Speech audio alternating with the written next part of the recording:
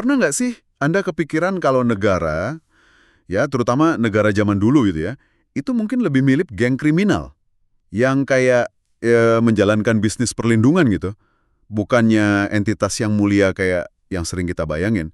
Ini ide yang lumayan menantang nih, bahkan mungkin agak ganggu ya, tapi ya itulah yang mau kita bedah hari ini. Sumbernya langsung dari bab 8 buku Goliath's Curse. Jadi sumber kita kali ini kutipan dari buku itu.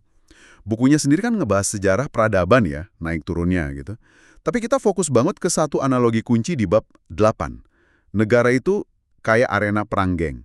Nah, pertanyaannya, gimana cara pandang ini bisa bantu kita ngerti mungkin dengan cara yang beda gitu ya, soal gimana negara terbentuk, gimana cara kerjanya, dan ya kenapa kadang mereka bisa runtuh juga. Jadi misi kita di obrolan kali ini ya buat ngebongkar analogi yang provokatif ini. Kita bakal lihat gimana sih sumber daya alam terus dinamika kekuasaan antar manusia, dan mungkin sisi psikologi kita yang lebih gelap, kayak yang disebut di sumber ini, ikut berperan dalam proses pembentukan negara. Harapannya sih ini bisa kasih Anda kacamata baru lah buat ngelihat sejarah. Dan mungkin juga ya buat refleksi masa kini. Oke, kita mulai aja ya.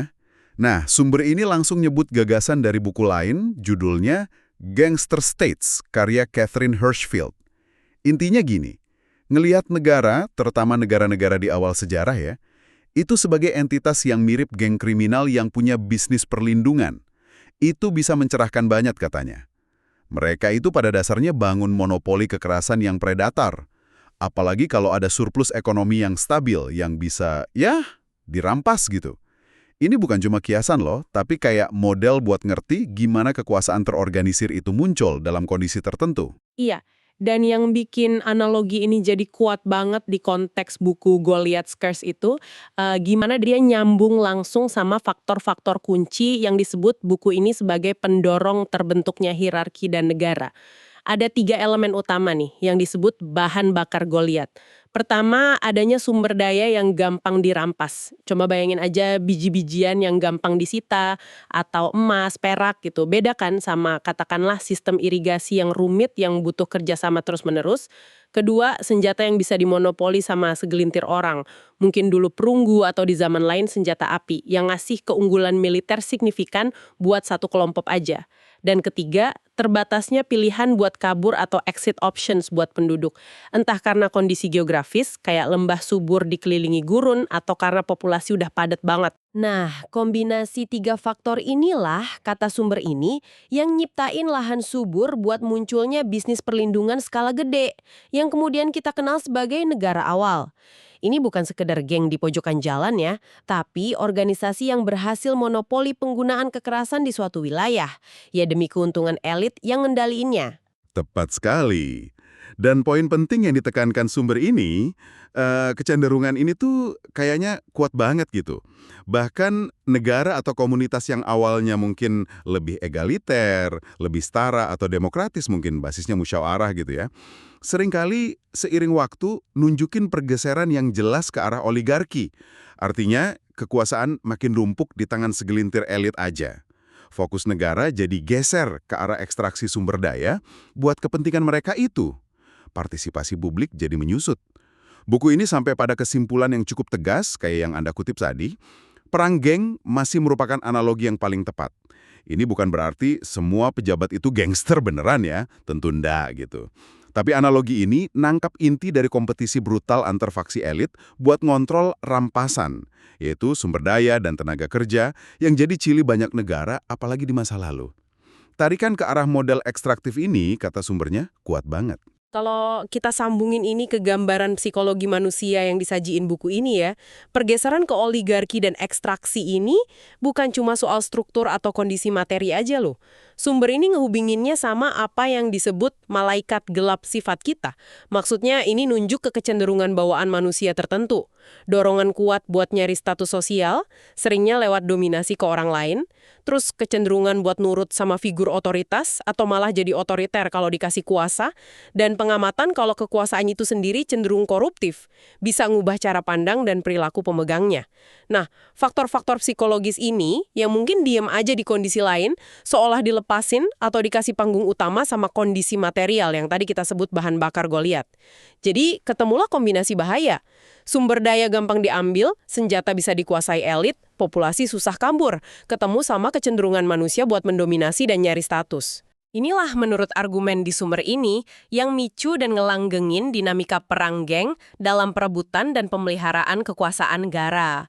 Ini bukan cuma soal siapa yang paling pinter ngatur, tapi seringnya soal siapa yang paling kuat dan ya kejam dalam menguasai. Wah, ini perspektif yang kontras banget ya sama penjelasan yang mungkin lebih sering kita dengar soal asal-usul negara. Iya kan? Penjelasan biasa kan seringnya fokus kebutuhan fungsional. Misalnya perlu pemimpin atau organisasi terpusat buat ngelola proyek gede bareng-bareng. Kayak bangun dan ngerawat irigasi buat pertanian atau ngelola lumbung desa buat jaga-jaga kalau paceklik. Teori ini ngelihat negara sebagai solusi rasional buat masalah koordinasi lah. Tapi sumber kita ini dengan ngacu ketemuan arkeologi baru malah ngasih argumen tandingan yang menarik. Katanya, dalam banyak kasus, proyek infrastruktur gede dan pusat pemukiman padat yang sering dianggap bukti adanya negara, itu ternyata udah ada sebelum terbentuknya hierarki kekuasaan yang kaku dan terpusat. Wah, ini ngebalik logika sebab akibatnya dong. Ini terus jadi munculin pertanyaan kritis yang diajuin langsung di teks sumbernya. Kalau pembentukan negara dan penguasa itu bukan semata-mata karena butuh koordinasi proyek gede, terus kenapa? Para penguasa awal itu seringkali butuh dipuja-puja kayak dewa, kenapa juga mereka perlu ngumpulin kekayaan yang jumlahnya bisa ratusan bahkan ribuan kali lipat dari rakyat biasa? Apa sebetulnya fungsi pemujaan berlebihan sama akumulasi kekayaan seheboh itu? Kalau bukan cuma kompensasi buat tugas manajerial? Disinilah, menurut sumber ini, analogi perang geng nawarin penjelasan alternatif yang lebih masuk akal buat fenomena tadi. Perspektif ini bilang, lupain dulu deh ide soal manajer publik hebat yang butuh insentif gede. Fokusnya ke akar masalah yang lebih kelam. Kekerasan terorganisir sebagai alat utama buat ngerebut dan mempertahankan kekuasaan.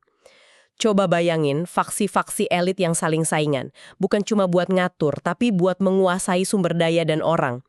Pikirin juga dorongan psikologis kuat buat jadi yang paling atas. Yang dalam konteks ini seringkali berarti jadi bos geng terkuat. Dan jangan lupa, ada ketakutan terus-menerus di kalangan elit bakal kehilangan status dan kekuasaan itu.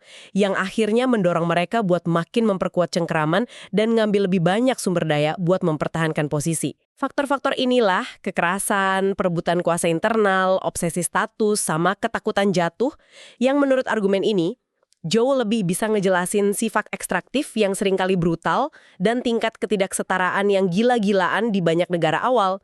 Ini lebih kayak perebutan rampasan perang antar geng elit, bukan sekedar kebutuhan fungsional buat ngatur masyarakat yang makin kompleks.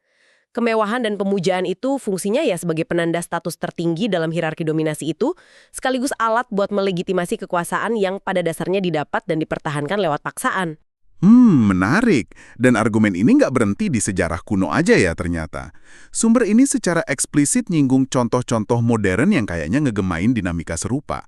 Ini nunjukin kalau model bisnis perlindungan ini mungkin bukan cuma cerita masa lalu. Contoh spesifik yang diangkat itu, situasi di beberapa wilayah Republik Demokratik Kongo, DRC, yang kaya sumber daya. Di sana, milisi-milisi bersenjata lokal berhasil nguasain akses ke tambang mineral berharga kayak koltan atau emas. Menurut laporan yang dikutip sumber, kelompok-kelompok ini nggak cuma ngontrol tambang secara fisik, tapi juga bikin semacam administrasi lokal sendiri di wilayah kuasa mereka. Mereka mungut yang namanya pajak dari penambang dan pedagang, yang intinya sih uang perlindungan. Sebagai gantinya, mereka nawarin keamanan, seringnya ya dari ancaman geng lain atau malah dari mereka sendiri. Dan bahkan jadi penengah kalau ada sengketa antar penduduk lokal. Kalau kita perhatiin, layanan-layanan ini mungut pajak, nyediain keamanan, meskipun predatorik ya, sama nyelesain sengketa, itu kan fungsi inti yang secara historis ditawarin sama negara-negara paling awal. Bukankah ini nunjukin, seperti yang diisyaratkan sumber, bahwa model dasar perusahaan kriminal atau bisnis perlindungan, ini di mana kekuasaan terorganisir dipakai buat ngontrol sumber daya dan ngambil untung, masih bisa muncul dan relevan buat memahami beberapa bentuk kekuasaan dan konflik zaman sekarang, terutama di wilayah di mana negara formalnya lemah atau nggak ada. Tentu saja. Implikasinya luas banget loh. Termasuk gimana kita memahami fenomena keruntuhan negara atau state collapse.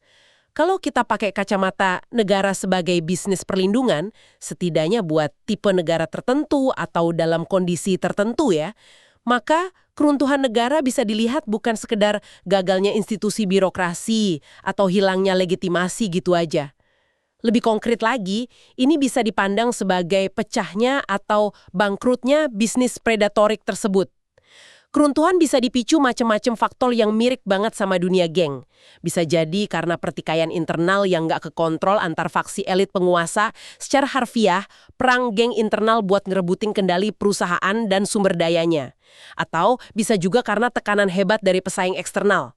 Geng lain, entah itu negara tetangga atau kelompok pemberontak baru yang lebih kuat dan berhasil ngambil alih wilayah atau aset utama. Cara pandang ini ngegeser fokus kita dari narasi pasif soal kegagalan jadi analisis aktif tentang runtuhnya sebuah struktur kekuasaan predatorik tertentu, yang mungkin nanti digantiin struktur predatorik lain, atau malah jadi periode kacau karena kekuasaan terpecah-pecah. Ini kemudian mendorong kita buat ngajuin pertanyaan penting ke Anda sebagai pendengar. Gimana perspektif ini ngubah cara Anda ngeliat berita atau analisis soal negara gagal atau konflik internal berkepanjangan di berbagai belahan dunia saat ini? Jangan-jangan label negara gagal itu kadang malah nutupin dinamika perebutan kekuasaan brutal atas sumber daya yang sebenarnya lebih mirip perang antar geng bersenjata, cuma skalanya aja lebih gede. Oke, jadi setelah kita kupas semua ini, apa ya intisari yang bisa kita ambil? Melihat negara-negara awal dan mungkin juga beberapa fenomena kekuasaan modern, lewat kacamata perang geng yang disajiin di bab 8 Goliath's Curse ini, emang ngasih perspektif yang gamblang banget ya. Intinya, sumber ini maksa kita ngelihat pembentukan negara itu nggak selalu hasil dari kontrak sosial yang mulia atau kebutuhan fungsional aja. Tapi seringkali, ya hasil brutal dari perebutan sumber daya oleh kelompok elit yang terorganisir. Semacam perang geng yang kemudian dilegitimasi dan dilembagakan. Ini mungkin perspektif yang kurang nyaman ya, karena nonjolin sisi predatorik dan eksploitatif dari kekuasaan. Tapi, ini nawarin penjelasan kuat tentang gimana kekuasaan sering dibentuk, diperebutkan, dan dipertahankan lewat kontrol atas sumber daya dan mobilisasi atau eksploitasi aspek-aspek tertentu dari sifat manusia. Betul. Analogi ini seperti yang dijelasin di sumber sangat ngebantu ngejelasin kenapa ketidaksetaraan yang ekstrim dan sifat ekstraktif di mana negara fungsinya utama buat nyedat kekayaan dari mayoritas buat untung minoritas elit begitu nempel di banyak bentuk negara sepanjang sejarah, terutama di masa pramodern. Ada hubungan sebab akibat yang kuat nih menurut argumen ini antara jenis sumber daya yang dominan di suatu wilayah, khususnya yang gampang dirampas dan dimonopoli, terus ketersediaan teknologi kekerasan yang bisa dikuasai segelintir orang, keterbatasan pilihan buat rakyat untuk menghindar, dan yaitu tadi, kecenderungan psikologis manusia soal kekuasaan, status, dan dominasi. Kondisi material dan kecenderungan manusia ini kayaknya saling nguatin gitu, nyiptain dan ngelanggengin munculnya hierarki dominasi yang seringkali brutal dan eksploitatif banget. Model perang geng ini nangkep dinamika kompetitif dan predatorik ini dengan cukup baik. Sumber kita bab 8 ini memang fokus utamanya pada penjelasan asal-usul dan sifat negara-negara kuno. Teks ini secara eksplisit nutup bagian itu dengan nyatain kalau analogi perang geng inilah yang bantu kita ngerti kenapa negara-negara awal itu begitu timpang secara ekonomi dan begitu ekstraktif dalam praktiknya. Tapi nih, kalau kita ingat lagi contoh modern kayak milisi di Archie yang nguasain tambang, yang juga disinggung di sumber. Atau kalau kita mikirin konsep Goliath global, yaitu sistem kekuasaan dan ekonomi global yang kayaknya dibahas lebih lanjut di bagian lain buku Goliath's Curse, ada pertanyaan lanjutan nih. Mungkinkah dinamika inti dari perang geng ini, meskipun mungkin bentuknya jauh lebih halus, lebih kompleks, dan lebih terselubung, masih bekerja di balik layar struktur kekuasaan global dan nasional yang Anda hadapi saat ini? Coba pikirin persaingan global buat menguasai sumber daya strategis, kompetisi sengit antar negara atau korporasi raksasa buat supremasi ekonomi dan status, penggunaan berbagai bentuk kekerasan terorganisir, baik militer, ekonomi, maupun informasi, dan persaingan antar elit global dan nasional. Mungkinkah semua ini pada tingkat dasarnya masih mencerminkan logika dasar perang geng? Yang sama perebutan kontrol dan rampasan, meskipun tampilannya sekarang jauh lebih canggih, birokratis, dan mungkin kelihatan beradab dibanding geng jalanan atau panglima perang kuno. Nah, ini sebuah pemikiran yang mungkin layak Anda renungkan lebih lanjut setelah diskusi kita hari ini.